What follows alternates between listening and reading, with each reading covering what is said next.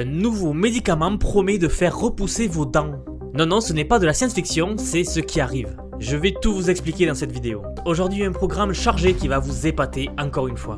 Tout d'abord, nous irons en Corée du Sud pour découvrir comment Starbucks a révolutionné son service en utilisant des robots serveurs dans la tour 1784. Une expérience technologique qui pourrait bien devenir la norme des serveurs de demain. Ensuite, nous plongerons dans le domaine médical, avec une innovation qui est vraiment incroyable. Le premier médicament au monde capable de régénérer des dents.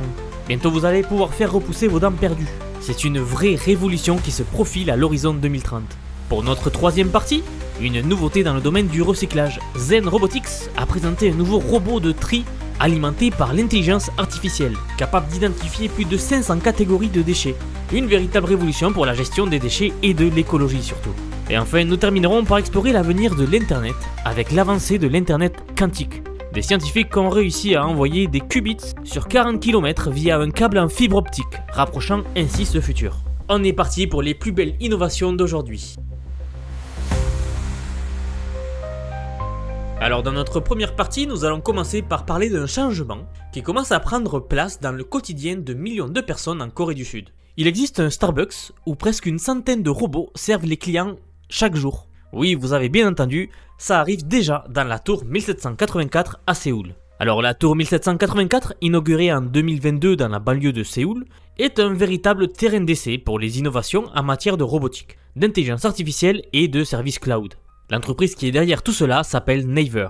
Alors d'ailleurs, le nom de cette tour, la tour 1784, n'est pas seulement une référence à l'adresse, mais c'est aussi une référence à la révolution industrielle, puisque 1784, c'est l'année de la révolution industrielle. C'est une belle manière de relier le passé et le futur. Et pour revenir au sujet, le joyau de cette tour futuriste, c'est le robot autonome appelé Rock. Contrairement aux robots traditionnels, Rock ne possède pas de cerveau propre. Toute sa puissance de calcul se trouve dans le cloud.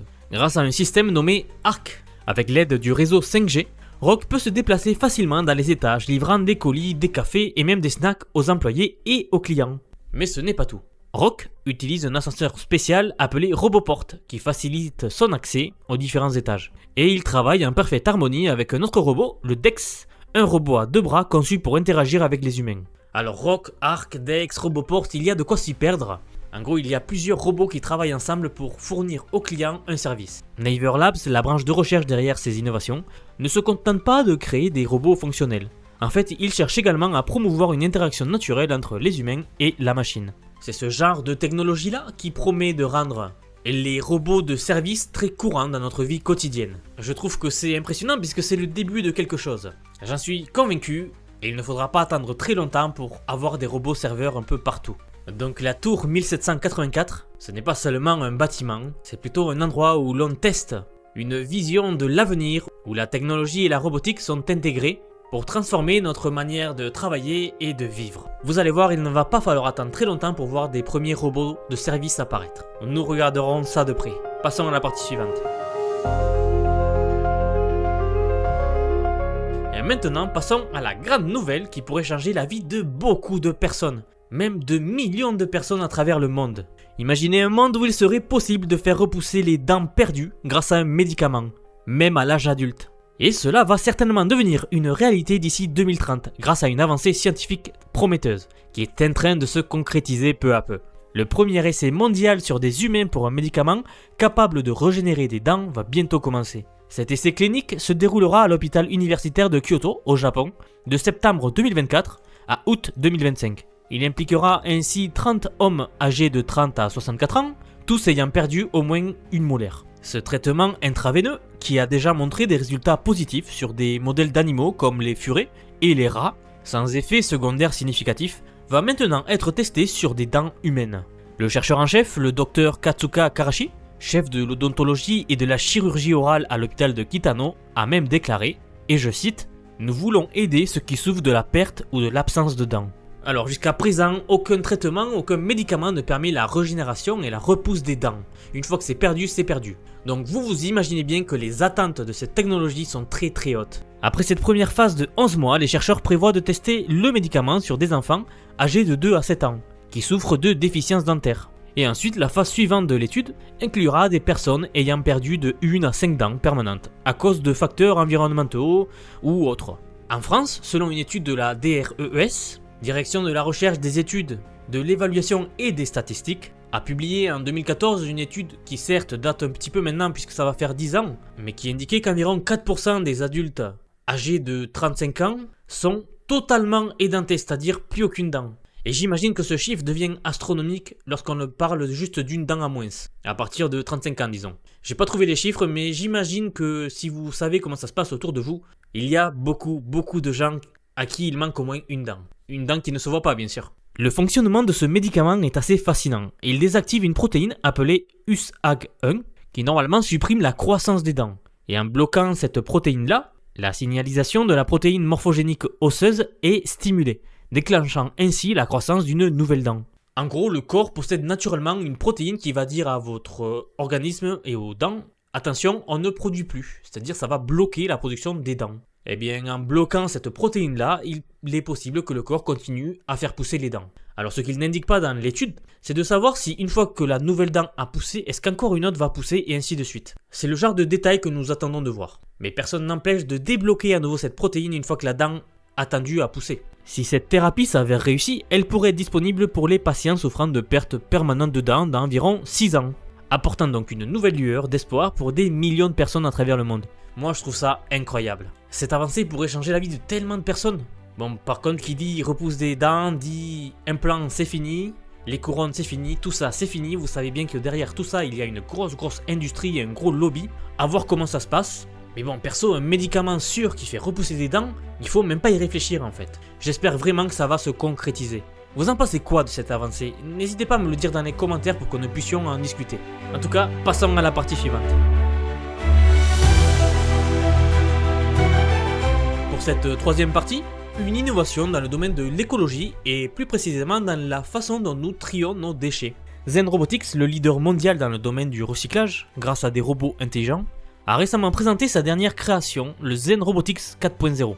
Ce robot de tri de déchets, alimenté par de l'intelligence artificielle, est capable d'identifier plus de 500 catégories de déchets différents, marquant une avancée assez significative dans ce secteur. Depuis sa création en 2007, Zen Robotics a été à la pointe de la technologie de tri, basée sur l'IA. Leur dernier système, appelé le Zen Bee, apporte une série d'améliorations majeures. En fait, la précision et l'efficacité ont augmenté de 60 à 100% par rapport au système précédent, grâce bien sûr à une nouvelle intelligence artificielle mise à jour et des technologies de reconnaissance individuelle des déchets. Le Zen Robotics 4.0 ne se contente pas de trier les déchets plus rapidement, il le fait avec une précision inégalée. La nouvelle version peut trier jusqu'à 80 objets par minute, soit le double de la capacité d'un trieur humain moyen. Et bien sûr, l'IA permet au robot de prioriser les matériaux les plus précieux, ce qui est un avantage majeur pour les clients en termes de rentabilité et de ressources récupérées. Cela signifie que les entreprises peuvent adopter le robot à leurs besoins spécifiques, augmentant ainsi l'efficacité et la durabilité de leur opération de recyclage. Donc dans le domaine de l'écologie, le lancement de Zen Robot 4.0 annonce une nouvelle ère dans la gestion des déchets. Un pas de plus pour réduire la pollution mondiale. Une petite news qu'il me fallait vous partager. Passons à notre dernière partie. Pour notre quatrième et dernière partie, nous allons plonger dans le futur de l'Internet avec une avancée spectaculaire, l'Internet quantique. Alors, nous parlons d'un avenir où les informations sont transmises instantanément et de manière ultra sécurisée. C'est ce que promet l'Internet quantique. Et nous nous en rapprochons à grands pas. Des scientifiques du monde entier, y compris des chercheurs en Hollande, en Chine et aux États-Unis, ont récemment démontré qu'il est possible d'envoyer des qubits sur des longues distances via des câbles en fibre optique. Contrairement aux bits binaires utilisés actuellement, qui voyagent sous forme de signaux lumineux à l'intérieur des câbles de fibre optique, les qubits sont extrêmement fragiles. Le simple fait de tenter de les lire modifie leur état. Cela signifie qu'ils ne peuvent pas être amplifiés pour voyager sur de longues distances. Et pour contourner ce problème et accélérer l'arrivée de l'Internet quantique, les chercheurs utilisent des réseaux de fibre optique existants. Par exemple, Ronald Hanson et son équipe de l'université de technologie de Delft aux Pays-Bas ont réussi à coder des qubits dans les électrons des atomes de nitrogène. Ils ont ensuite envoyé ces qubits sur 40 km de fibre optique, établissant ainsi une connexion quantique instantanée à longue distance. En gros, le débit de connexion d'un endroit à l'autre, donc entre ces deux endroits qui étaient séparés par 40 km, était en théorie infini. Dit autrement, votre film de 20, 30 ou 40 gigas s'est envoyé d'un endroit à l'autre, comme ça, d'un clignement d'œil. Aux États-Unis, Mikhail Lunkin de l'université de Harvard a utilisé des dispositifs basés sur le diamant, avec des atomes de silicium.